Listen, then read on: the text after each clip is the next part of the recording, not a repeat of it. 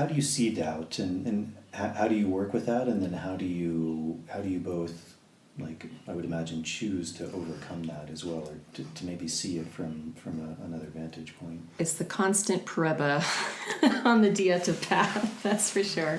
The constant test. It is, absolutely. Yeah, like what you just said, it helps to establish a relationship with humility, which is a key role on this path. Absolutely, this is, in my opinion, what makes separates, someone like a maestro, maestra that works from their heart rather than working from a place of power or greed or whatever kind of other hidden agenda or ulterior motive or something like that. And that in itself is automatically going to make the quality of the work much more pure, because it's coming from a different place. It's coming from the heart rather than the mind, and the shadows of the mind and the trickery of the mind as well.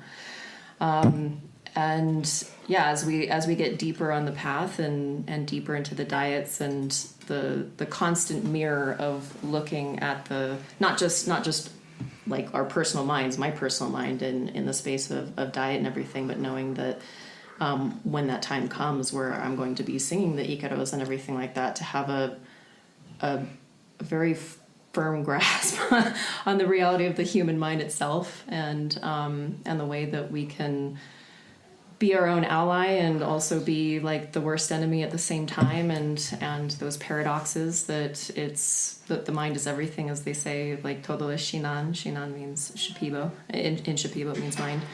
And understanding the complexities and the matrices that are within the human psyche and everything like that. Coming up on doubt over and over and over is, it's like a fortification process, and at the same time it's a purification process, because we have to go through those cycles of doubt to get stronger within ourselves, to get stronger in our own minds, as one steps into that role of being a curandero or curandera eventually. But then also keeping really firm roots in the ground of, like, I'm still human at the end of the day, and I still have my things to work on and everything, and I'm constantly learning.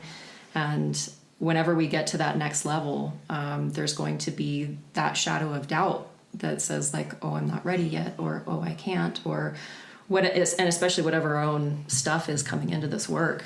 So if it's like a self-worth thing, maybe there's still like echoes of, oh, I'm not worthy enough. Who am I to say that I can be a healer? Who am I to say that I can hold the space? Who am I to say that I can facilitate? Who am I to say, put in whatever? I can be a surgeon or a doctor or a lawyer or whatever. So those times that we come face to face with our own doubts, there's like such an incredible growing process behind all of that. But if you can use doubt also as a teacher to keep you grounded and keep you humble, I really believe that's the best of both worlds. Yeah.